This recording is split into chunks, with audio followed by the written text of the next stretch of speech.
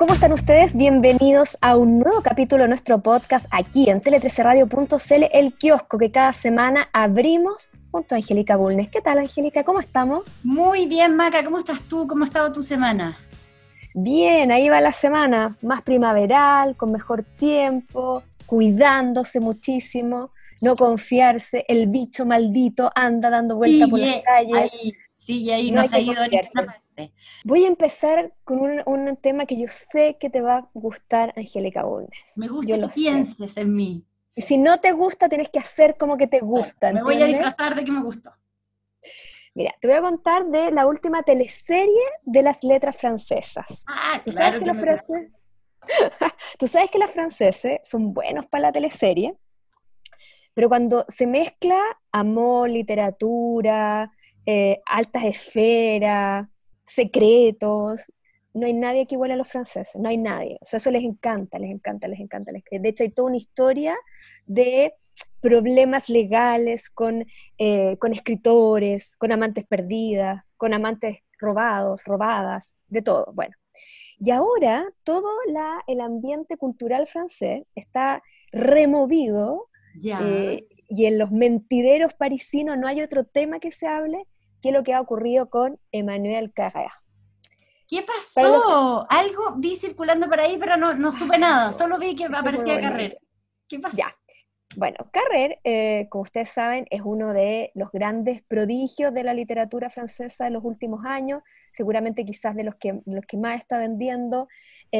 Cada libro que saca al mercado es un éxito asegurado, la crítica lo trata muy bien. Y ojo, porque Carrère es un tipo que tenía una trayectoria bastante larga para atrás, pero sus libros nunca habían cuajado mucho hasta que empezó con algunos libros, bueno, tiene de todo, tiene Limonov, tiene El Impostor, tiene varios libros, y cuando empezó como con esa nueva horneada de textos, es cuando empezó su gran éxito.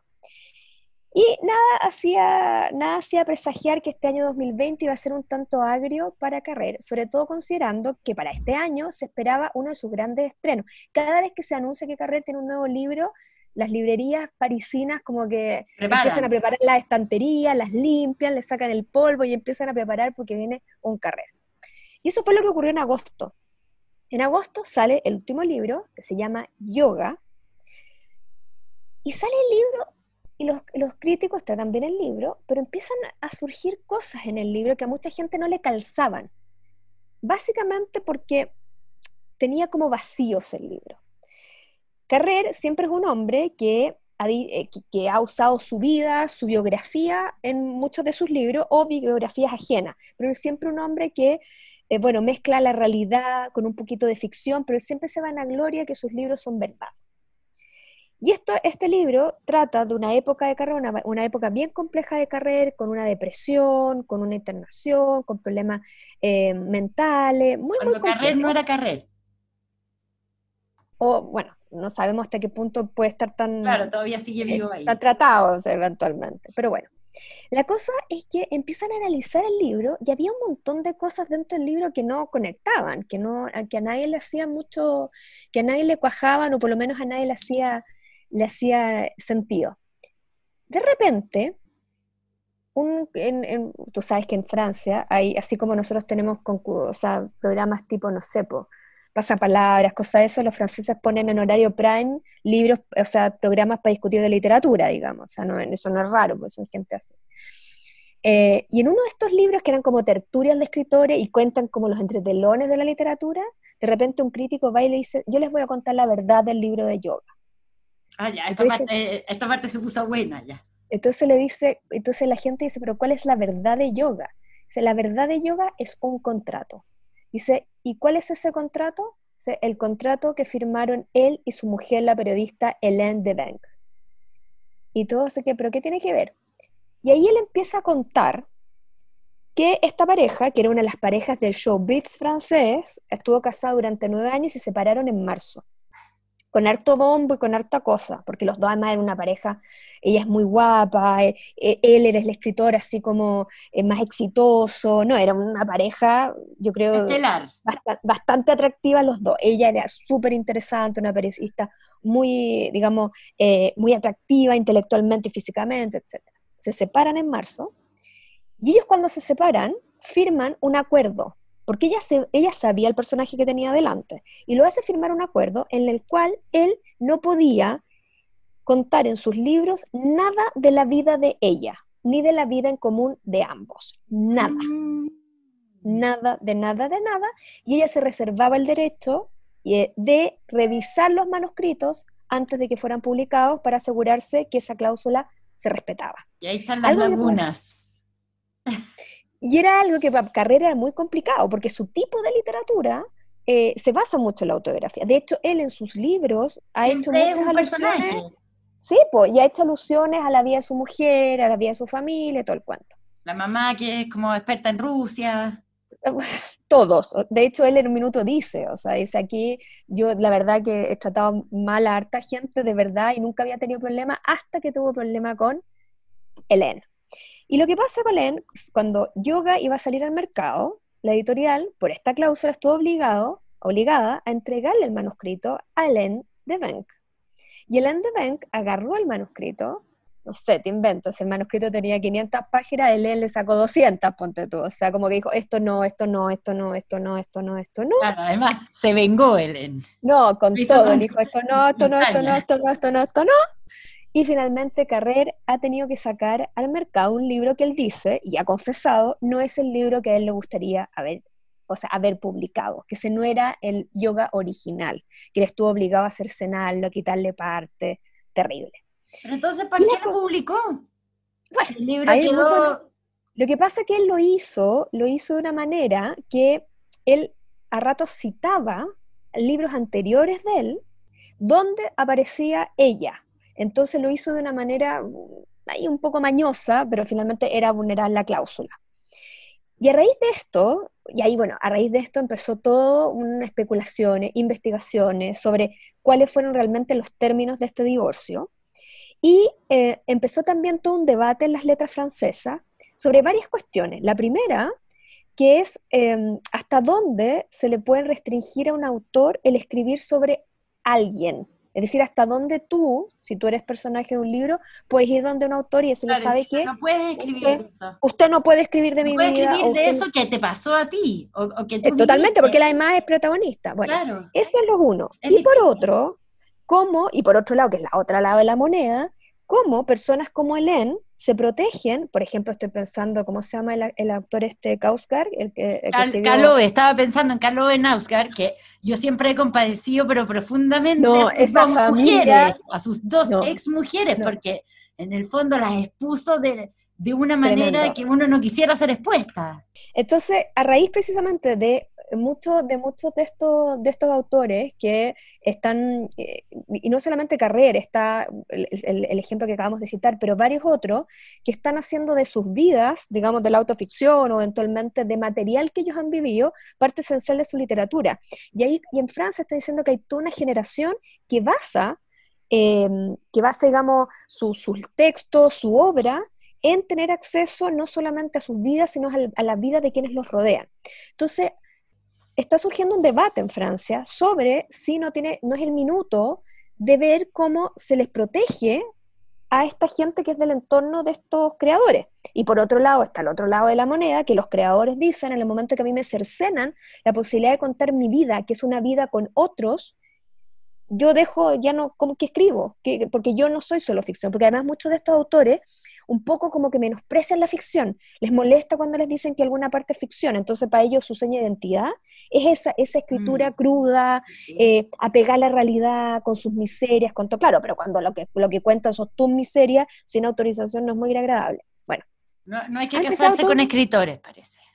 No, o sea, y menos con estos Claro. señores, digamos, porque un escritor de repente le gusta la poesía, y te diga, me gusta cuando callas como estás como ausente, fenomenal, pero cuando empieza a contar, por ejemplo, Hélène de Benck, que ya, bueno, ya todo esto Hélène de Benck, toda esta polémica, bueno, saltó porque en este programa un tipo, sanguchito de palta, soltó y contó lo que había detrás. Pero además ella mandó un escrito a la Vanity Fair, más encima Vanity Fair, Claro. contando como su versión, de donde dice: yo tengo todo el derecho a protegerme, yo tengo todo el derecho a decir qué parte de mí se puede publicar o no, y no tengo por qué aceptar que una persona venga y, por ejemplo, dé cuenta de mi intimidad sexual, etcétera. O sea, ella se descargó con todo.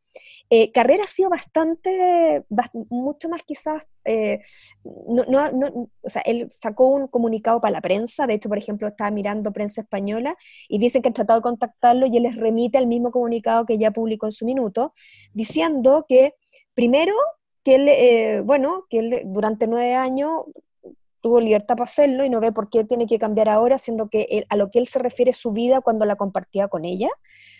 Y él dice: ¿por qué además por qué hay gente con la que realmente yo de repente conté cosas que no le parecían, nunca me han alegado, porque ella alega? Bueno, ya hay un tema. ¿Te gustó o no te gustó, Bulnes? Me encantó, de hecho Yo me lo quiero leer el sabía. artículo en Vanity Fair de ella, para ver qué dice. O sea, no, maravilla. Además que lo haya hecho en el Vanity Fair también tiene una cosa, porque los franceses siempre han un poco denostado a la A prensa la prensa gringa. gringa, claro. Entonces, que lo haya hecho en Vanity Fair y no haya elegido, no sé, alguna revista local, o haberlo hecho No, en y además que es algún... una revista de todas maneras como de papel cuché, que mezcla con Sí, farándula con no, política, hay una intención. totalmente. Hay un tema ahí. Me lo voy a leer de todas maneras. Ya, yo te voy a hablar también de un escritor en Chile.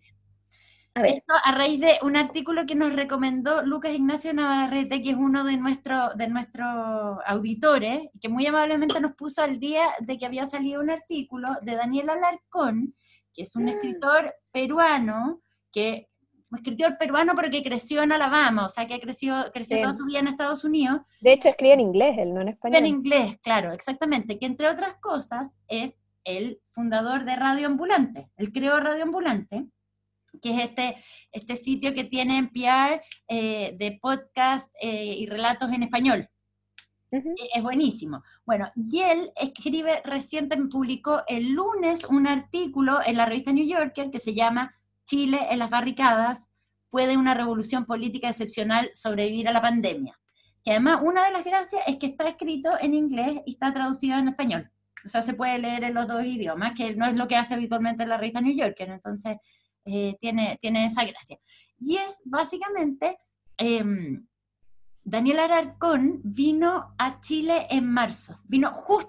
Estaba acá, ponte tú, el 11 de marzo, justo antes de que como que la pandemia se desatara, porque en Estados Unidos, por lo menos en Nueva York, donde él vive, y acá en Chile como que fue al mismo tiempo, o sea, entramos en cuarentena ese mismo fin de semana. Entonces, él estaba acá como cuando empezaba como a agitarse el tema del coronavirus, de hecho terminó adelantando su vuelo como 2 o 3 días, porque no quería quedarse parado acá, quería poder volver a Nueva York, ya estaba preocupado, pero vino a reportear el estallido y todo lo que había pasado después del 18 de octubre. Y bueno, siempre para nosotros, además que somos un país que como que nos importa mucho cómo nos ven de afuera, también porque somos un país como muy abierto al mundo, entonces...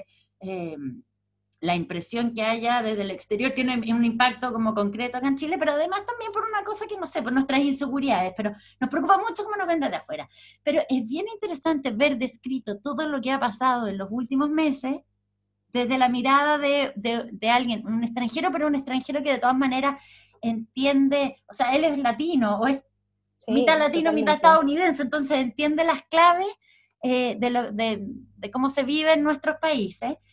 Y además que uno revisa, él hizo un trabajo bien documentado, porque además hay toda una historia con el artículo. Él viene para acá, termina adelantando su vuelo. Ahí, mientras estuvo acá, entrevistó a harta gente, entrevistó a Giorgio Jackson, entrevistó a la Claudia Hayes, a Claudio Fuentes, el cientista político, a la Catalina Pérez, la presidenta de RD. Bueno, habló con harta gente. Lo que te quiero decir es que alcanzó a hablar en su estadía acá con mucha gente, alcanzó a ir a distintas partes, recorrió muy bien la ciudad, estuvo en la Plaza Italia, pero también estuvo en distintas zonas.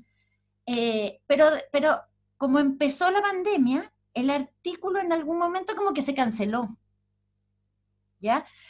Y terminó saliendo este lunes. O sea, pasó toda la pandemia. Entonces, bueno, él tuvo harto tiempo para hacer finalmente el artículo, pero realmente se documentó. O sea, no es que el artículo sea breve, pero es una breve historia de los últimos años en Chile, y es muy interesante ver la expuesta porque además su artículo no tiene un tono, él no me parece que tome un juicio, sino que hizo un esfuerzo bien elocuente por tratar como de describir lo que estaba viendo.